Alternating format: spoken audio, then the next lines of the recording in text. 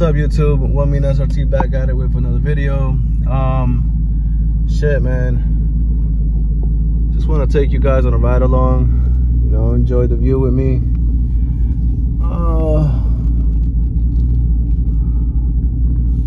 And talk about my car.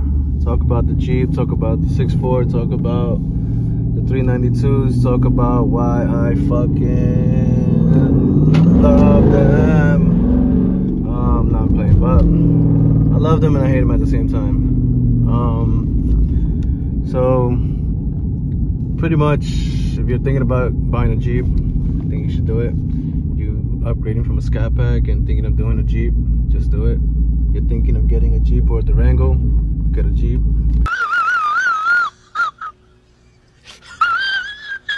If you're thinking of just buying a Jeep, just buy a Jeep. Nah, I'm playing, but so pretty much I've had a few problems with the car, obviously, that I dealt with, annoying, obviously, and I feel like that's every car, you know. What car is not gonna give you issues? What car is not gonna break? What car is not gonna act up sometimes? And it's like, dude, a car is like your best friend. If you really love this car, you do not let the car suffer alone, because if your car suffers, you're gonna suffer. So if you want your car, you know, acting right, if you want your car looking nice, you know, just clean it, take care of it, do your daily maintenance, routine oil change, routine transmission oil, routine differential oil. You know, if you have a catch can, empty it out, because I haven't done it for the last oil change, but I will, just reminding myself. But yeah, just wanted to give you guys a little POV, try to do less talking, let you guys just enjoy the car. If you guys have any questions, just comment down below. If you guys are looking for a specific video on the car, I do talk about a lot, and I feel like I do go into detail with the car as far as what problems I may have run into, what problems you may have run into, what I did, and pretty much, you know, your basic problems that always fail in a 392, which is what, like water pumps, thermostats are shit, you know, your transmission is shit. So it's like you gotta try to keep up with this, you know. If you're, I don't know if thermostat would void your warranty, but I mean, I feel like every car should have came with a 180 from factory, you know. And you don't deal with that overheating issue. You don't deal with your car running hot. You don't deal with possibilities of your, you know, the radiator hoses running hot. So it's like, my biggest thing is, I know a HEMI is supposed to run hot, but not that hot, you know. So it's like, where's my coolant temperature? 186, literally. That's, I'll probably go as high as 190 something, but that's it. I don't, unless it's a hot day, I don't see this car touching 200. I am comfortable with this number. I don't like to see it past 200. I don't think anyone likes to see their car running 220, 230, you know. 192. And then she's probably most likely gonna shoot back down, you know. Thermostat opens up, does its job, that's it. So if you have a 2018, I think it's 2018 and down, you know, I've explained about the recoil issue on the 8.4 touchscreen. I do talk about the carbon fiber. So it is a headache for what you pay for, but it's like, I just love the comfortability of a Jeep. I love sitting in it. I love the ride height. I love looking, you know, I love this, you know. I love being at a certain level when I'm driving.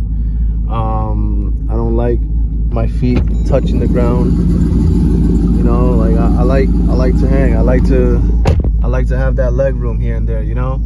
So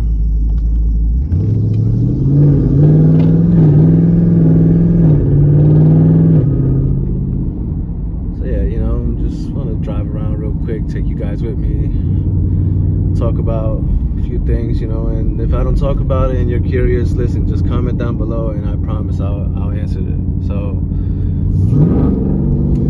as you can see, went up to like 197, 199. Now it's going back down, 192. Thermostat, in case you're wondering, I am running a Mishimoto. I ran before, nothing against Granatelli, nothing against Jet, but I just didn't have good results. I mean, the car overheated. As the car was overheating, my fucking radiator hoses just burst. Literally, I had to change everything. So it was a complete nightmare. So this car did have overheating issues. And honestly, I'll be honest with you, the overheating issues started after I did the cam. So I mean, is the cam really related to overheating issues? Am I really gonna blame the cam for the car overheating? No, it's probably something that just, you know, just happens with these cars. So it's just something that usually happens with these cars, you know. And I mean, I like to believe that, because like I said, a cam, I don't really know how that plays a factor, but I mean, yeah, the motor's working more than it was before. Maybe the thermostat should open up before, but I think, like, I mean, I did have a headache because when the car was first built and it was gave back to me, what I forgot to mention is they started running 160. From everybody's experience, I mean, they're telling me that that's too cool. Why are you doing a 160? Why are you doing a 160? And you know, I gotta listen to the person who's building the car. So, I mean, do I think that was a poor judgment? I mean, I don't know. Do I think he should have done a 180? I mean, I had to go to someone else's shop. They recommended me Mishimoto 180, and I did that and no problem. So honestly, shout out to TNA. Alan definitely recommended that. He even mentioned, why are you running a 160? He didn't touch the car, he didn't build the car, but he just, by his knowledge, I mean, I did it myself, burped the system, took the bottleneck out, and yeah, no problems. Car runs beautiful. I haven't had a problem since then. That was probably about this time around last year. So 1 year later, car still running beautiful, car still running fine, no overheating issues. As far as the cam and everything else, I mean, car runs fine, you know. I do have a little bit of a tune related issue, but I did contact my tuner and they said they're gonna get to it. So I'm not gonna stress it too much. You know, if he says he's gonna get to it, he's gonna get to it. If not, then I mean, I don't like to think. I like to give people the benefit of the doubt, you know. Like I said, with these cars, I don't look for free work. You know, whatever your price is, I'll overpay you. Honestly, I'll tip you. I'll tip you just for my car to be in your hands, you know, because I want you to take care of my car. You know, so yeah, like I said, I do have future plans for this car. I am currently going to different shops, asking around, because as of right now, I would love to run Cook's headers, and I would like to go on E. So after that, I'll see what numbers she put out. I'll enjoy it for like about a year, and then if I get tired of it, I mean, if the motor's still good, mind you guys, just for your information, this isn't a daily. She gets about 2,000 miles maybe a year. So 2,000 miles compared to your average 10 to 15,000 miles that you guys are putting out. So yeah, this is why I am putting work into a 392 motor. You know, this is why I do want to build it, because it's such a unique build. You know, you don't really see that. I know people running Whipples on a 392 and then 6 months later they blow their motors. You know, they fucking don't build their bottom end up and they have all these problems. So I am taking it slow, and as I'm taking it slow, I'm enjoying it. So as I'm building the car, I'm pretty much bringing you guys along with me. You know, you guys are gonna see the process of the build. So if I don't like it, just like I talked about, you know, I've had some tune related issues. I had issues with the builder who did the car, you know, and it sucks. But fuck, man, you know, you're not always gonna get it right, because you're just giving people the benefit of the doubt to touch your car, and then they do a shitty job and you're like, fuck, man, why did I even go to him? So, you know, I learned some lessons along the way. I learned some pretty expensive lessons, and you know, it's like, this isn't cheap, you know, this isn't cheap. So before you guys start touching and building your car, you gotta just think about it. Like, am I really gonna dump a lot of money into this car? Am I gonna stick around for it? You know, for instance, my tranny went. My car sat for my car sat for about maybe 2 weeks, a week and a half max. She was back up and running. All right, so shout out to South Transmission in Brooklyn, New York. Definitely took care of me with that, you know. Definitely a knowledgeable guy. Definitely happy with the service he gave me, and no complaints. But like I said, it's all money, you know. You start building this car up, your tranny is gonna go, your motor is gonna act up, you know. You're gonna start breaking shit, and it's like, you know, do I want to deal with this? I've seen people have some luck, you know, driving their cars past 70,000 miles with no issues. My car at like 40,000 miles, there's already issues. My trans was replaced at 40,000 miles. So, you know, you could call it a bad apple, or you could just call it that, hey, you know, you did all this work and your trans was gonna go. So I don't know, but it's over and done with, you know. Hurt my pockets, and guess what? I bounced back up. I'm still enjoying the car. I don't regret it. I don't plan on selling it. I don't talk to myself like, fuck, man. Man, you know, my trans went. Now I gotta sell my car. Like, no, you know, the more I've owned this car, the more I kind of tell myself, all right, you know what? I gotta like maybe put like maybe a good $10,000 aside just in case the motor goes, just in case I need this, just in case I need that, you know. So it's like, it's true, you know, to rebuild a transmission, especially, you know, if you're gonna upgrade your transmission, you know, you're not gonna spend $4,000 or $5,000. You're gonna spend some money, you know. Yeah, you know, everything else is like, you know, little few hundreds of dollars that you got to spend here, you know, like let's say your thermostat goes, let's say your water pump goes, but it's still money, you know, still money that I'm sure that you don't anticipate on spending. So just do your homework. If you guys just tuning into the page, check out some videos that I have. I do talk about problems. I do talk about how much I pay monthly to own the Jeep, you know.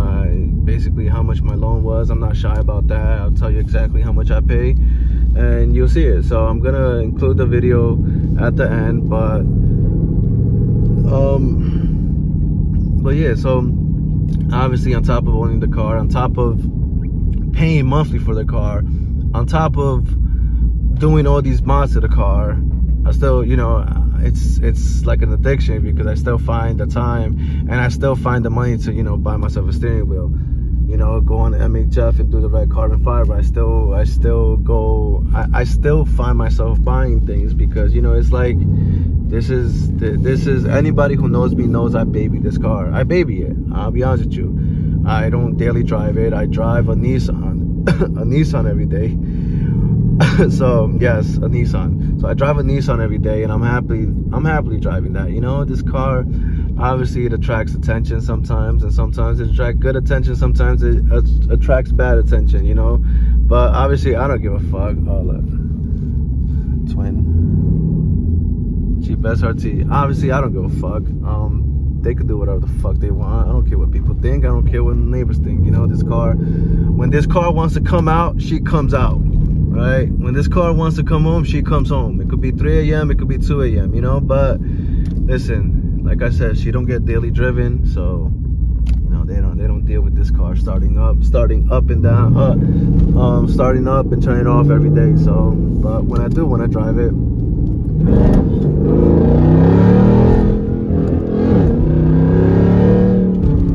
I do like to have my phone where I have my fun like everybody else, you know. So pretty much, just if you guys are thinking about getting this car, just know what comes with it. Just know that the problems and the repairs isn't as cheap. They could be, I mean, but this car has given me problems, but not enough problems to give up on her. So I mean, we don't do that around here, you know. We can't give up on our baby, like people say. So I do hope you guys enjoyed the video. Hope you guys enjoy driving around with me. You know, I just wanted to make a video, talk about my car, let you guys see how the car drives, how the car sounds, how the car looks. And yeah, so I'm gonna give you guys a nice 360 of the car. She might be a little bit dirty, but like I said, for the most part, she always gets maintained. Obviously I did the carbon hood. I love the white with the carbon. I did the carbon spoiler, carbon splitter, carbon AC adaptive cruise control. All right, so I do love how the carbon looks with the car. Carbon side skirts. And obviously, if you guys hear the aggressive cam, is because it is cam. It's a MMX cam.